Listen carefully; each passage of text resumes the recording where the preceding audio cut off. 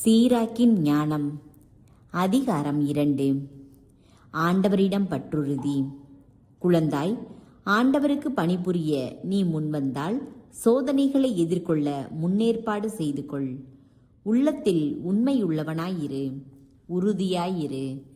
துன்ப வேளையில் பதற்றமுடன் செயலாற்றாதே.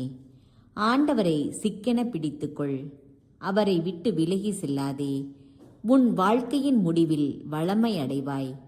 என்ன நேர்ந்தாலும் ஏற்றுக்கொள். இழிவுறும்போது பொறுமையாயிரு. நெருப்பில் பொன் புடமிடப்படுகிறது. ஏற்புடைய மனிதர் மானக்கேடு என்னும் உலையில் சோதித்து பார்க்கப்படுகின்றனர். ஆண்டவரிடம் பற்றுறுதி கொள், அவர் உனக்கு துணை செய்வார். உன் வழிகளை சீர்படுத்து, அவரிடம் நம்பிக்கை கொள். ஆண்டவருக்கு அஞ்சுவோரே, அவரிடம் இரக்கத்துக்காக காத்திருங்கள். நெறி பிறழாதீர்கள், பிறழ்ந்தால் வீழ்ச்சி அடைவீர்கள். ஆண்டவருக்கு அஞ்சுவோரே, அவரிடம் நம்பிக்கை கொள்ளுங்கள். உங்களுக்கு கைமாறு கிடைக்காமற் போகாது.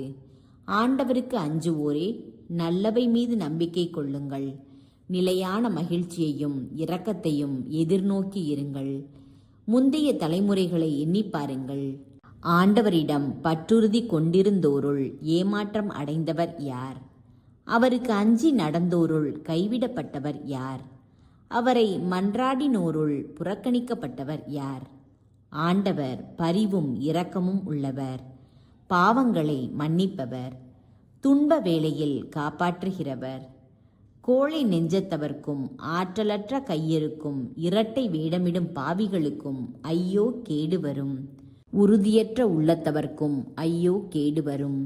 ஏனெனில் அவர்கள் பற்றுறுதி கொள்ளவில்லை, எனவே அவர்களுக்கு பாதுகாப்பு இராது.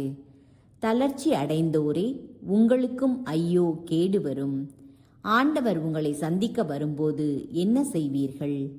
ஆண்டவருக்கு அஞ்சுவோர் அவருடைய சொற்களை கடைபிடிப்பர். அவர் மீது அன்பு செலுத்துவோர் அவர்தம் வழிகளை பின்பற்றுவர். ஆண்டவருக்கு அஞ்சுவோர் அவர்தம் விருப்பத்தையே தேடுவர். அவரிடம் அன்பு பாராட்டுவோர் அவர்தம் திருச்சட்டத்தில் நிறைவு அடைவர். ஆண்டவருக்கு அஞ்சுவோர் முன்னேற்பாடாய் இருப்பர்.